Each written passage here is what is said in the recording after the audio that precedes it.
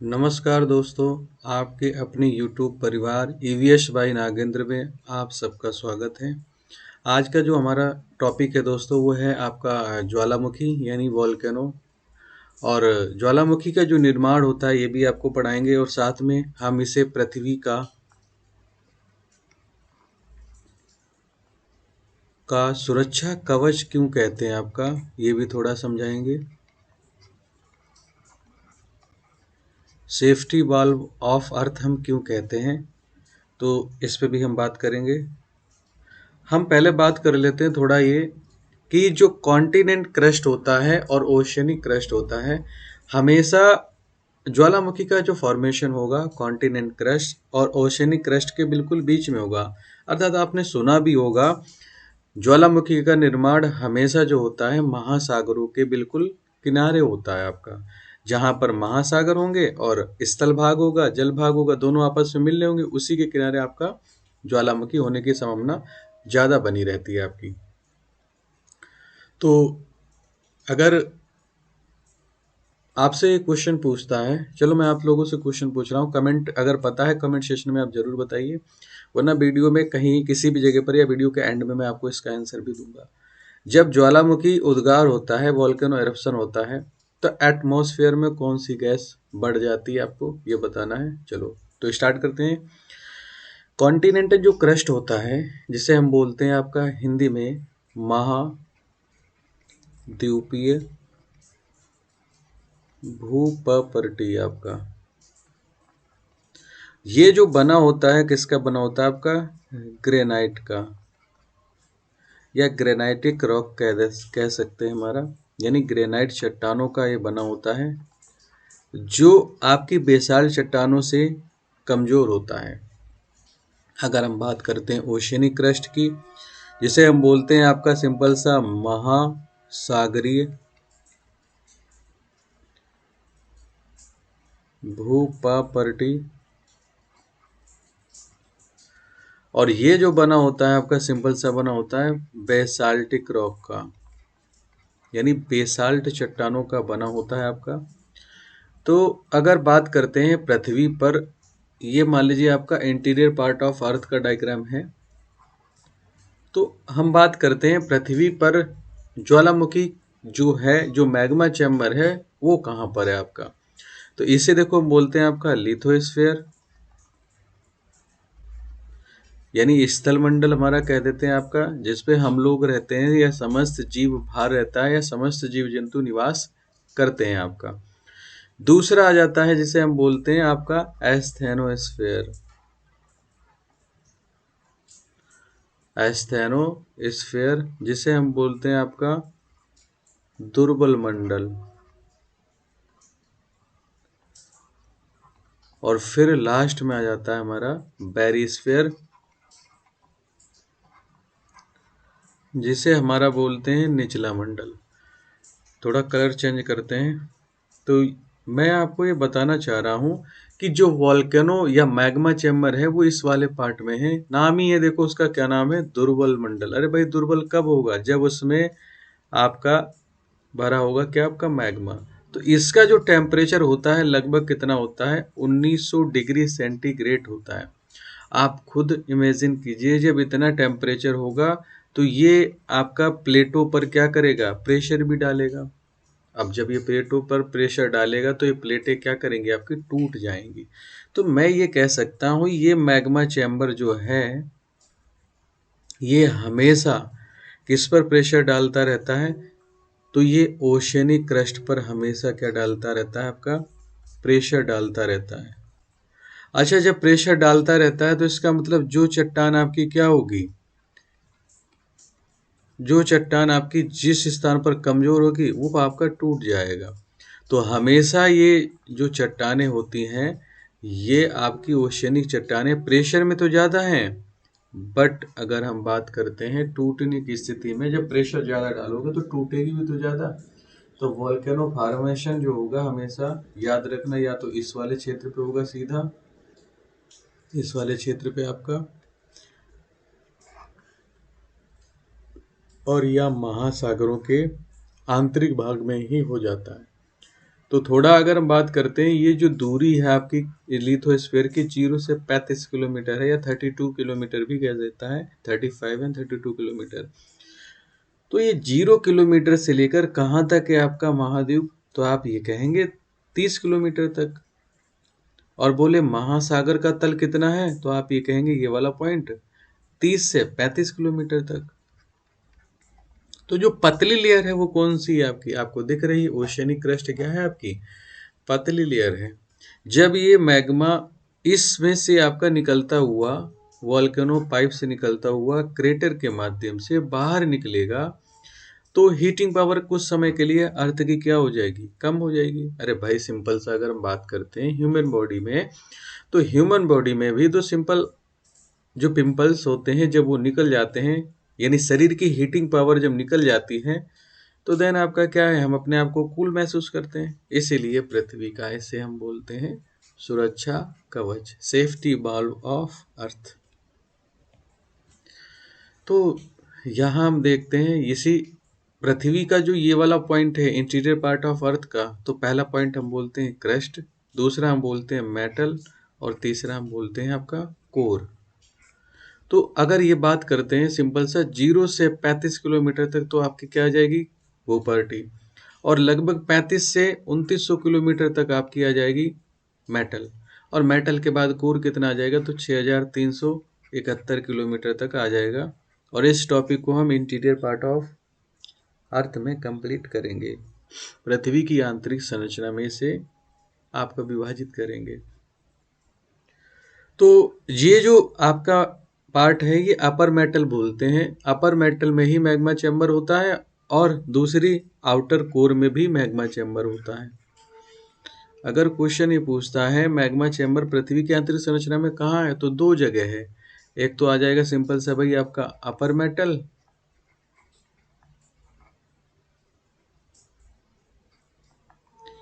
और दूसरा आ जाता है आउटर कोर, यानी दो जगह मैग्मा चैम्बर हैं। और ये प्लेटें दो आपकी मैंने इसलिए लगाई हैं क्योंकि प्लेटें दो आपस में जब ये मान लीजिए जुड़ी हैं, पहले आपकी ये क्या है, पूरी आपकी जुड़ी हुई हैं प्लेटें दोनों आपस में। जब यहाँ प्रेशर पड़ेगा मैग्मा प्रेशर, तो आप ये कहेंगे मैग्मा प्रेशर जब पड़ेगा तो इन प्लेटों को हटा देगा, और जैसे प्लेटों को हटाएगा तो ये छोटे जो कण, जो ये बड़े बड़े कण आपको दिख रहे हैं पृथ्वी की, यानी इसमें आपका वॉल्केनो पाइप में आपका, तो इसी को हम बोलते हैं वॉल्केनो। ठीक है, इसी को हम बोलते हैं वॉल्केनिक। और इनसे जो छोटे कण हो जाएंगे, यानी आप वॉल्केनिक से जस्ट ऊपरी पार्ट पे जो छोटे कण होंगे उन्हीं को हम बोलेंगे आपका लैपली, और जो और भी छोटे कण होंगे उन्हीं को हम बोलेंगे सिंपल सा स्कोरिया।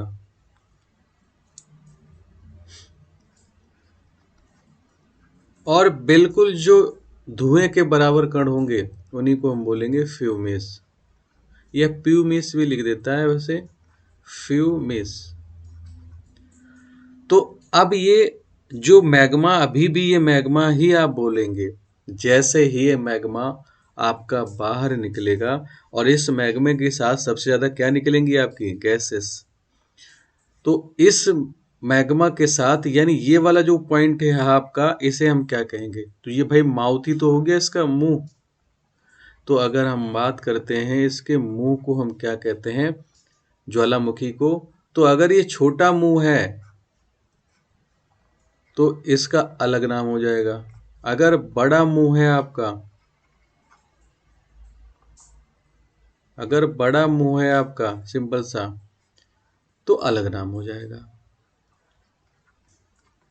तो बड़े मुंह को हम बोलते हैं सिंपल सा कॉल्डेरा, और छोटे मुंह को हम बोलते हैं क्रेटर। तो क्वेश्चन भी आता रहता है, ज्वालामुखी के मुंह को हम क्या कहते हैं, आपका क्रेटर कहते हैं, जिससे आपका लावा से, यानी मैग्मा से लावा बनेगा। तो थोड़ा यहाँ पर बताते हैं कैसे आपका वो लावा कन्वर्ट होगा। तो जैसे ही आपका ये लावा बाहर निकलेगा, तो उनसे पहले क्या निकलेंगी, आपकी निकलेंगी गैसें कुछ। और वो गैसें कौन कौन सी होंगी, तो थोड़ा ये भी बात कर लेते हैं। भाई यहाँ पे एकदम क्या बनेगा, एक धुआं सा बनेगा एटमॉस्फेयर में, वायुमंडल में क्या बनेगा भाई, कोहरा सा छा जाएगा जिस स्थान पर आपका वोल्केनो ब्लास्ट होंगे। तो इस कोहरे में कुछ जहरीली गैसें भी होगी। आपसे क्वेश्चन पूछता है, जो मैंने आपको पूछा था उसका जवाब भी यहाँ पे मिल जाएगा। क्वेश्चन ये था सिंपल सा कि वोल्केनो जब इरप्शन होता है, वोल्केनो जब ब्लास्ट होता है, तो सिंपल सा यहाँ से कौन सी गैसें निकलती हैं, तो आप ये कहेंगे सबसे ज्यादा निकलती है सल्फर डाइऑक्साइड, फिर देन कार्बन डाइऑक्साइड, फिर आपकी हाइड्रोजन सल्फाइड, और सबसे जहरीली गैस अगर आपसे पूछे तो हाइड्रोजन सल्फेट आपका। अब आगे आपसे पूछता है कार्बन मोनोऑक्साइड, मेथेन भी, एंड इसके बाद क्या निकलते हैं, साथ में निकलते हैं आपके वाटर वेपर, यानी जल वाष्प भी निकलता है आपका। जब ये निकल जाता है तो सेकंड नंबर पे फिर क्या निकलता है आपका, तो यहाँ आप ये कहेंगे भाई कि सेकंड नंबर पे यहाँ से निकलता है आपका सिंपल सा अब लावा। और जैसे ही ये ब्लास्ट हुआ है तो याद रखना यहाँ पे आपका साउंड का फॉर्मेशन भी कितना होगा, 190 dB, यानी 190 डेसिबल का साउंड का भी फॉर्मेशन होता है, जो कि बहुत ही आपका तीव्र ही है एक तरीके से। और जैसे ही ये मैग्मा आपका क्रस्ट पे फैलता है, पृथ्वी की क्रस्ट पे आपका फैलना स्टार्ट होता है, तो अब ये जब ठंडा भी होगा तो इनके नाम भी अलग अलग हो जाएंगे। मैं अभी आपको ये बताना चाह रहा हूँ कि जब ये मैग्मा लावा में कैसे कन्वर्ट होगा, तो आप ये कहेंगे कि मैग्मा से आपको क्या क्या निकाल देना चाहिए, तो मैग्मा से आपको 1200 डिग्री जो टेम्परेचर है आप ये निकाल दीजिए। मैग्मा जो आपका लाल होता है, रेड हॉट जिसे कहते हैं आपका, ये निकाल दीजिए। अगर हम बात करते हैं तो इसकी डेंसिटी को भी आप निकाल दीजिए। कलर थोड़ा चेंज करता हूँ, आप इसकी डेंसिटी को भी निकाल दीजिए, यानी घनत्व को भी निकाल दीजिए, आप प्रेशर को भी निकाल दीजिए, तो आपका बचेगा लास्ट में आपका लावा। तो लावा क्या होता है आपका, बिल्कुल कोल्डेस्ट फॉर्म होता है मैग्मा का, तो ये आप बोलेंगे लावा होगा। और ये जो चट्टानें होंगी, इन चट्टानों में सबसे ज़्यादा क्या होगा, तो निकिल, आयरन, सिलिका, ये चीज़ें होंगी। आप ये कह सकते हैं इन्हीं चट्टानों को हम बोलते हैं इग्नियस रॉक, यानी आग्नेय चट्टानें। और आग्नेय चट्टानें जब बनती हैं तो ये और भी ठंडा हो जाता है, तो बनता है आपका ब्लैक सॉइल, यानी काली मिट्टी का भी निर्माण ज्वालामुखी से ही होता है। आगे देखिए, ये आपका पार्ट यही है, ये माउंटेनियस क्षेत्र है आपका, और ये आपका कॉन्टिनेंट क्रस्ट है आपका, और कॉन्टिनेंट क्रस्ट से जस्ट ओशियनिक क्रस्ट है, और ये ही आपका आ जाएगा मैग्मा चैम्बर आपका। लिखा भी है rocks layer of the earth crust. तो ये वाला जो आपका पार्ट होता है जिसे बोलते हैं कॉन्डेक्ट, ठीक है, और कॉन्डेक्ट या हम इसे हिंदी में बोल सकते हैं, और प्योर हिंदी में तो हम इसे बोलेंगे आपका लेपोलिथ। इसी को हम बोल देंगे आपका सिंपल सा लेकोलिथ। फिर आ जाता है आपका फैकोलिथ, यानी ज्वालामुखी द्वारा निर्मित ये आकृतियां हैं। तो ज्वालामुखी द्वारा जो निर्मित आकृति हैं वो कौन कौन सी बनेंगी, तो बनेगा एस्क फॉल भी बनेगा, साइड वेंट भी बनेंगे, साइड वेंट भी बिल्कुल बनेंगे आपके, ठीक है। तो ज्वालामुखी द्वारा निर्मित जो चट्टानें हो जाएंगी वो कौन कौन सी होगी, जो आकृतियां होंगी वो सिंपल सा आ जाएगा आपका फैकोलिथ, मैपोलिथ, लेपोलिथ और लेकोलिथ। यहाँ पे मैं छोटा सा लिख देता हूँ, चलो क्या होगा, फैकोलिथ, लेकोलिथ और मैपोलिथ, मैपोलिथ। तो यहाँ से आप ये हो जाएगा आपका, और आ जाएंगे सिल और डाइक। देखो ये वाला पॉइंट मैंने आपको बताया था, इसी को हम बोलते हैं आपका क्रेटर। और यहाँ से जब बाहर गैसें निकलेंगी ये, तो आयस क्लाउड बनाएगा, और इसमें गैसें होंगी आपकी sulphur dioxide, carbon dioxide, hydro यानी water vapours, hydrogen sulphate, carbon monoxide, methane gas, बहुत सारी गैसें निकलती हैं यहाँ से। और ये सारी की सारी क्या हो जाएंगी, आपकी जहरीली गैसें हो जाएंगी आपकी। तो ज्वालामुखी की हमने आकृति भी आपको बता दी है और क्रेटर कॉल्डेरा में डिफरेंस भी बता दिया है। अब हम बात कर लेते हैं एक्टिवनेस के अनुसार ज्वालामुखी कितने प्रकार के होते हैं। तो आप ये कहेंगे ज्वालामुखी 3 प्रकार के होते हैं। एक क्या होता है भाई, सक्रिय ज्वालामुखी। अरे इंसानों में भी तो होता है क्या, एक एक्टिव होता है, एक बहुत ही एक्टिव होता है और एक बिल्कुल शांत होता है। तो ऐसे ही ज्वालामुखी के भी 3 प्रकार हैं भाई। कौन कौन से आपके, तो सिंपल सा हमारा जाता है एक्टिव वोल्केनो, यानी जिसे बोलते हैं आपका सक्रिय ज्वालामुखी। आपका सक्रिय ज्वालामुखी अगर पृथ्वी पे हम बात करते हैं तो लगभग आपके 500 से 600 ज्वालामुखी हैं जो आपके क्या है पूरे पृथ्वी पर सक्रिय ज्वालामुखी हैं। और सबसे ज़्यादा जो सक्रिय ज्वालामुखी है, सबसे बड़ा जो सक्रिय ज्वालामुखी है, वो आपका प्रॉपर कहाँ है, मंगल ग्रह पर आपका है। पृथ्वी से भी ज़्यादा सक्रिय है, जो कि मैंने ग्रहों में आपको पढ़ाया भी था, जिसका नाम क्या है आपका, ओलिपस मैसी। तो पृथ्वी के जितने भी ज्वालामुखी है उनसे भी ये क्या है, सबसे शक्तिशाली या सबसे बड़ा सक्रिय ज्वालामुखी है, मंगल ग्रह पर है ओलिपस मैसी। अगर सक्रिय ज्वालामुखी आप किसे कहेंगे, तो सक्रिय ज्वालामुखी कहेंगे कि लगभग उनमें क्या होता रहे, वॉल्केनो इरप्शन होता रहे, वॉल्केनो ब्लास्ट होता रहे।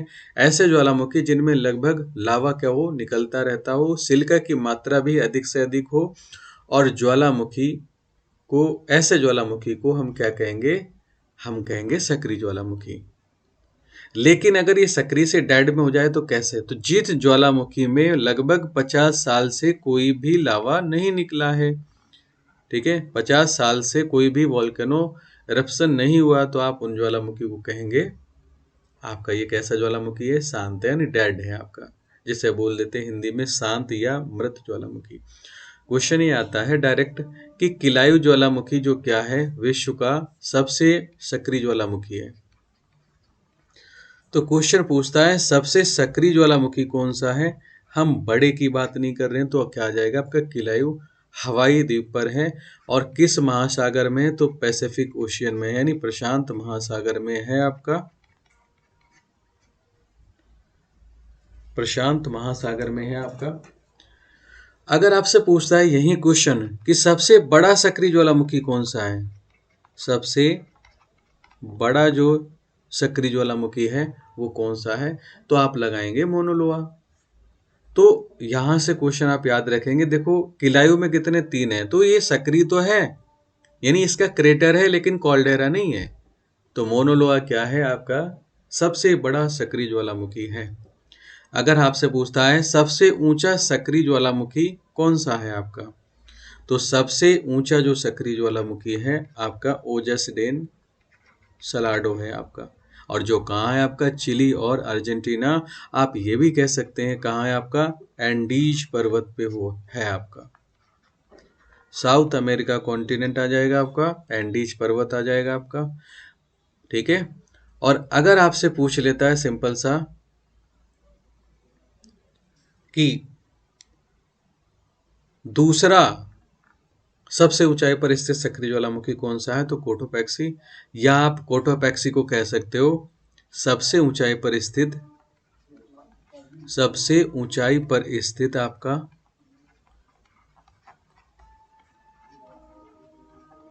स्थिर बड़ा ज्वालामुखी। देखो इसमें बड़ा नहीं लगा है, ऊंचा लगा है आपका, तो अगर बड़े में पूछता है तो आप कोटोपैक्सी लगाएंगे। या क्वेश्चन आपसे पूछ लेता है कि आपका सबसे बड़ा ज्वालामुखी पर्वत कौन सा है, तो भी आप इसे ही लगाएंगे। यानी अगर आपसे पूछ लेता है लार्जेस्ट वोल्केनो माउंटेन कौन सा है, तो भी आप कोटोपैक्सी को ही प्रिफर करेंगे, क्योंकि ओजस डेन सलाडो आपका बड़ा नहीं है, ऊंचा है सिर्फ। और कितना मीटर अगर ऊंचे की हम बात करते हैं यहाँ से, तो ये मीटर में अगर हम ऊंचे की बात करते हैं तो ये आ जाएगा आपका 6960 मीटर आपका ऊंचा है। और इसकी ऊंचाई की अगर हम बात करते हैं तो आ जाता है 5846 मीटर आपका।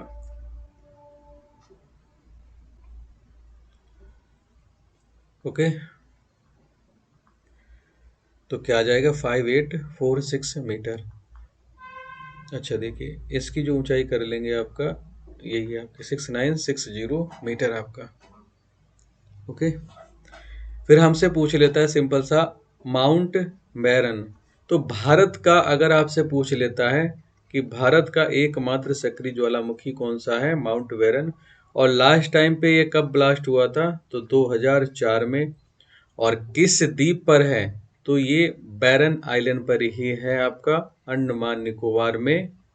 आप ये भी कह सकते हैं बे ऑफ बंगाल में, यानी बंगाल की खाड़ी में अगर आपसे क्वेश्चन पूछता तो आप यही लगाएंगे। माउंट एयरबस आ जाएगा, यानी विश्व के सबसे दक्षिण का, यानी मोस्ट साउथेस्ट एक्टिव वॉल्केनो क्या लगाएंगे आपका, तो वो दक्षिण में है बिल्कुल आपका। विश्व के दक्षिण का ज्वालामुखी कौन सा आ जाएगा, माउंट एयरबस। एस्टोम्बली पे क्वेश्चन आपसे पूछ लेता है कहाँ है आपका, लेपारी, तो इसका द्वीप जरूर याद रखेंगे। और इसी को बोलते हैं the Mediterranean sea of the pole of Mediterranean sea, यानी भूमध्य सागर का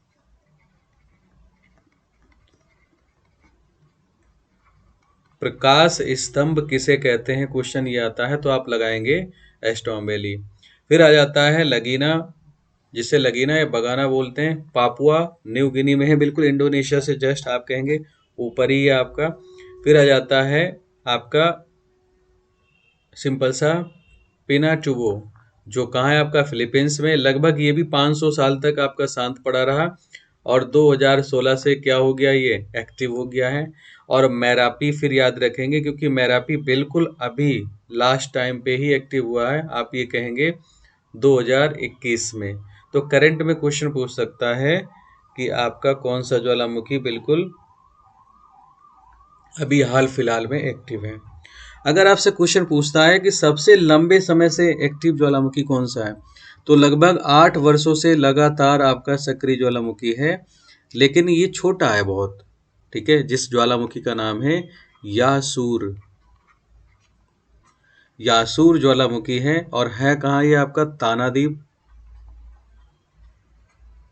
ताना द्वीप आ जाएगा।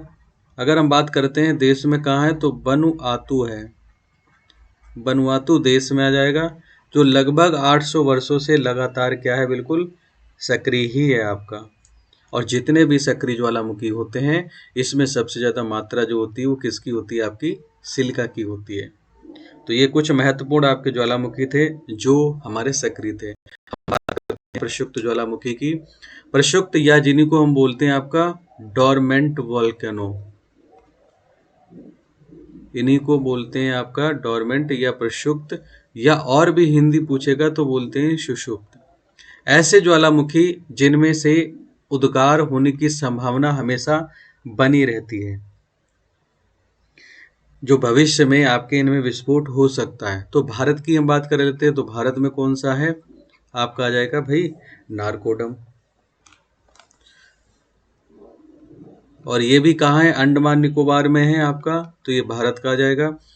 तो दूसरे अगर हम बात करते हैं फ्यूजियामा, और फ्यूजियामा भी क्वेश्चन काफ़ी पूछता रहता है, आपका कहाँ आ जाएगा, जापान। फ्यूजियामा और जापान आप ऐसे याद रख लेंगे।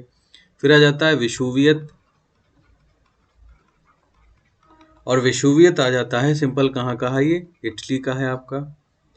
विशुवियत के बाद फिर भारत में भी एक और है जिसे बोलते हैं हमारा कांगड़ा, ये ना के बराबर ही है, बस इसमें धुआं ही धुआं निकलता है, ये भी भारत। और भारत में भी अगर आपसे कहाँ है तो आपसे पूछ लेता है हिमाचल प्रदेश। फिर अगला आ जाता है सिंपल सा ज्वालामुखी क्राकाटोआ, और क्राकाटोआ कहाँ है ये भी आपका, तो देन आप फिर कहेंगे इंडोनेशिया। तो ये भी कैसा ज्वालामुखी है आपका, तो ये भी आप कहेंगे ज्वालामुखी कैसा है आपका, प्रक्षुब्ध या सुषुप्त है। और फिर आ जाता है आपका कटमई। तो ये आपके मुख्यतः 6 ज्वालामुखी आप जरूर याद रखेंगे। कटमई को हम बोलते हैं the thousand smog valley, the thousand smog valley, यानी हम बोलते हैं 1000 धुआंवरों की घाटी। और है कहाँ ये, तो अलास्का में है, जस्ट अमेरिका के ऊपरी पार्ट पर, यानी कनाडा के बिल्कुल बराबर में है। तो इसी को बोलते हैं 1000 धुआंवरों की घाटी, यानी इससे जो धुआं है वो सबसे ज़्यादा निकलता है। द थाउजेंड स्मोग वैली के नाम से किसे जाना जाता है, तो इसी को। तो ये थे हमारे कुछ प्रक्षुब्ध ज्वालामुखी। अब हम पढ़ लेते हैं थोड़ा आपका क्या, साइलेंट वोल्केनो, या जिसे बोलते हैं डेड, या इन्हीं को बोलते हैं आपका क्या भाई, डेड वॉल्केनो। और डेड वॉल्केनो का मतलब होता है जिनमें आपका ऐसे सक्रिय ज्वालामुखी जिनमें 50 साल से कोई भी वॉल्केनो इरप्शन ना हुआ, तो वो किस में कन्वर्ट हो जाते हैं, आपके शांत ज्वालामुखी में स्थित हो जाते हैं। और भविष्य में उद्गार होने की भी लगभग संभावना ना के बराबर बनी रहती है। तो आप उन ज्वालामुखी को कहेंगे कैसे ज्वालामुखी होंगे ये, तो आप ये कहेंगे ज्वालामुखी होंगे ये शांत ज्वालामुखी होंगे। इसमें से भी आपको ज्यादा नहीं याद रखना है, एक तो याद रखना है एकांकागुआ। और एकांकागुआ के बारे में आपको मैं बता दूं, ये एंडीज पर्वत श्रृंखला का हाईएस्ट पीक पॉइंट है। तो आप लिख लेंगे एंडीज पर्वत। और अगर देशों में आप लिखना चाहते हैं तो ये आ जाएगा प्रॉपर देश अर्जेंटीना और चिली के बिल्कुल बॉर्डर पे है दक्षिण अमेरिका में। और इसका ये हाईएस्ट पीक पॉइंट आ जाएगा 6996 मीटर या 90 मीटर भी कभी कभी दे देता है आपका, ये ऊंचाई हो जाएगी आपकी। फिर आ जाता है आपका कोह सुल्तान। और कोह सुल्तान भी सिंपल सा कहाँ है, ईरान में है। और ईरान में एक और है, ईरान पाकिस्तान के बिल्कुल बॉर्डर पे, तो आप बोलेंगे सिंपल सा देवमंद। तो दो ज्वालामुखी ईरान में आप पढ़ेंगे। फिर आ जाता है किलिमंजारो। और किलिमंजारो पे क्वेश्चन ये पूछता है कि ये कहाँ है आपका प्रॉपर, तो आप रखेंगे तंजानिया, यानी अफ्रीका महाद्वीप का सबसे ऊंचा जो शिखर है वो आपका किलिमंजारो है। तो आप ये थोड़ा याद रखेंगे। अगर आपसे पूछता है विश्व का दूसरा सबसे बड़ा ज्वालामुखी पर्वत, तब भी आप किलिमंजारो लगाएंगे। और पहला कोटोपैक्सी जो मैं आपको बता चुका हूँ। फिर आप पढ़ेंगे चिम्बराजो के बारे में। चिम्बराजो के बारे में, तो चिम्बराजो कहाँ है आपका, तो ये भी आ जाएगा इक्वाडोर में। तो ये मुख्यतः थे आपके कुछ ज्वालामुखी। तो यहाँ से ये सारे ज्वालामुखी आप याद रखेंगे। तो अब ज्वालामुखी कुछ ऐसे भी होते हैं, आइसिक वॉल्केनो जिन्हें बोलते हैं, हुवाइयन ज्वालामुखी बोलते हैं, स्टॉम्बेलियन ज्वालामुखी बोलते हैं, पिलियन ज्वालामुखी बोलते हैं, वॉल्केन ज्वालामुखी बोलते हैं। तो इतना एग्जाम में आता नहीं है, क्योंकि वो यूपीएससी पर्पज से आपके एग्जामों में आ जाते हैं क्वेश्चन, किस टाइप पूछ लेता है, किस टाइप का है, तो बताना पड़ता है। पर आइसलैंडिक आपका वॉल्केनो है, या हुवाइयन वॉल्केनो है, या स्टॉम्बेली वॉल्केनो है, या पिनियल वॉल्केनो है, तो इतना वो नहीं आता है। तो आपको क्वेश्चन का जवाब मिल गया होगा। ज्वालामुखी के जो मुहाने से गैस निकलती है वो सबसे ज़्यादा कौन सी निकलती है, सल्फर डाइऑक्साइड गैस निकलती है। तो आज के लिए साथियों यही टॉपिक है। अगला टॉपिक हम लेके आते हैं, बहुत ही अच्छा टॉपिक। तो अगर वीडियो अच्छी लगी हो तो कमेंट सेशन में कमेंट करके ज़रूर बताइए। और अच्छी लगी हो तो चैनल को like and share and subscribe कीजिए, और अधिक से अधिक दोस्तों में आपका शेयर कर दीजिए। तो मिलते हैं अगली वीडियो में। Thanks for watching.